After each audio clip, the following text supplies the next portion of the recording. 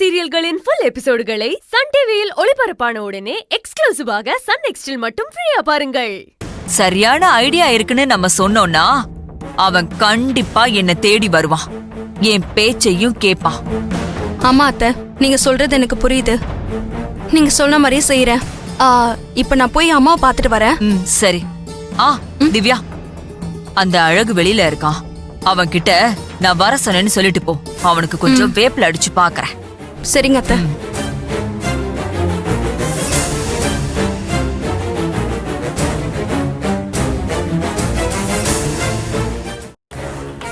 Moms, மாமா.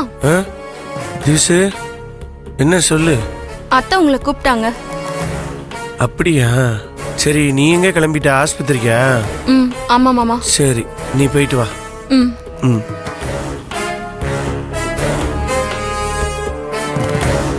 பெரியம்மா, ஏதோ கூப்பிட்டீங்களாமே?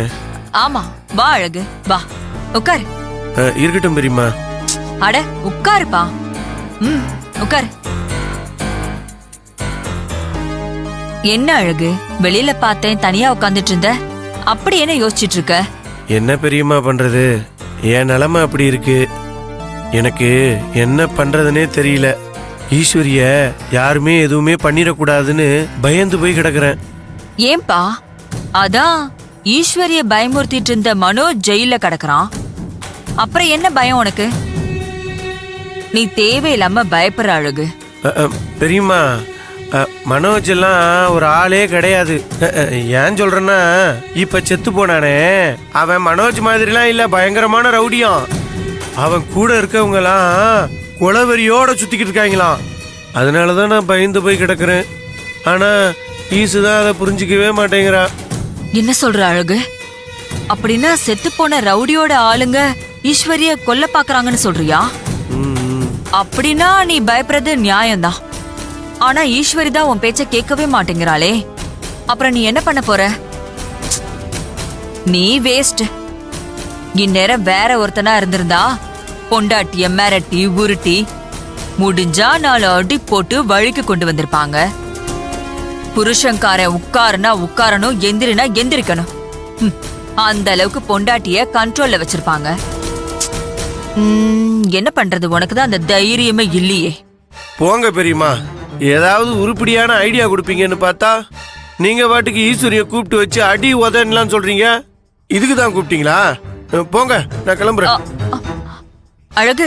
ஏன் பெரியம்மா, நான் ஈஸ்வரி மேல எம்பிட்டு பாசம் வச்சிருக்கேன்னு உங்களுக்கு தெரியுமா? அவன் என் உசுறு பெரியம்மா. இப்ப கூட அவன் நல்லா இருக்கணுங்கிறதுக்காகத்தான் அவளை நான் வேலையை விட சொல்லிக்கிட்டு இருக்கேன். என்னால எப்படி பெரியம்மா என் ஈஸ்வரியை அடிக்க முடியும்?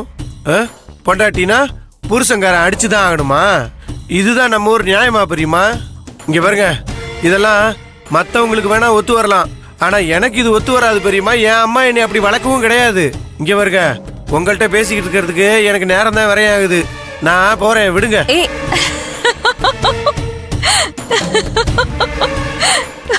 என்ன பெரியம்மா சிரிக்கிறீங்க? பின்ன சிரிக்காம என்ன பண்றது அழகு? நான் விளையாட்டுக்கு சொன்ன எல்லாத்தையும் நீ சீரியஸா எடுத்துக்கிட்ட பாத்தியா? நான் அப்படியெல்லாம் பேசுவேன்னு நீ நம்புறியா? நீ ஈஸ்வரிய எந்த அளவுக்கு நேசிக்கிற, அவளை எப்படி கல்யாணம் பண்ணிக்கிட்ட, அவளை நீதானே போலீஸே ஆக்குன, இதெல்லாம் எனக்கு தெரியாதுன்னு நினைக்கிறியாப்பா? அப்படின்னா நீங்க இம்பிட்டு நேரம் இதெல்லாம் விளையாட்டுக்கு தான் சொன்னீங்களா? ஐயோ, நான் ஒரு மடையன் பெரியம்மா. இப்படித்தான் முட்டா பைய மாதிரி சில நேரம் யார் எப்படி பேசுறாங்கன்னே தெரிஞ்சுக்காம நானே எதையாவது பேசிடுவேன்.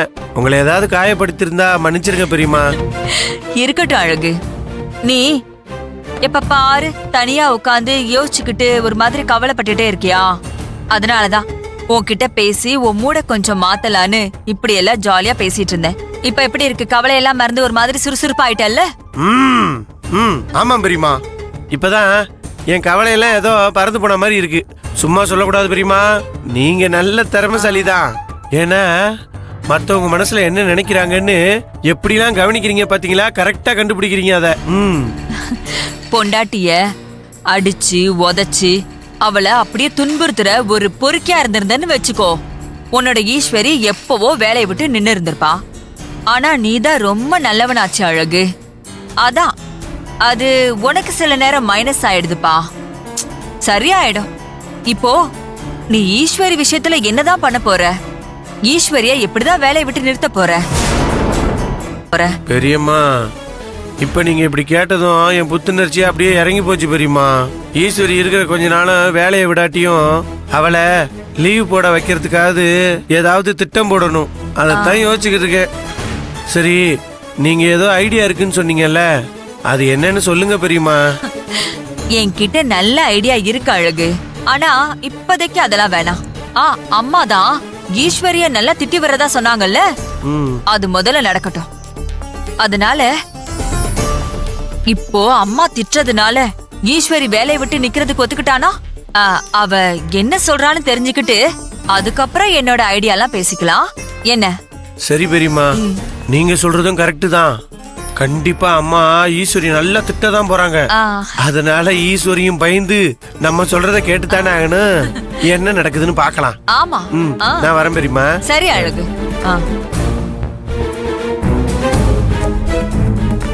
போ போ. நீ உன் அம்மா மேலையும் பொண்டாட்டி மேலையும் பாசம் வச்சிருந்தா உன்னை ஏன் வழிக்கு கொண்டு வர முடியாதுன்னு நினைக்கிறியா? உன்னோட வழியிலேயே போய் உன்னை வச்சு நான் நினைச்சத சாதிக்கிறேன் பாரு.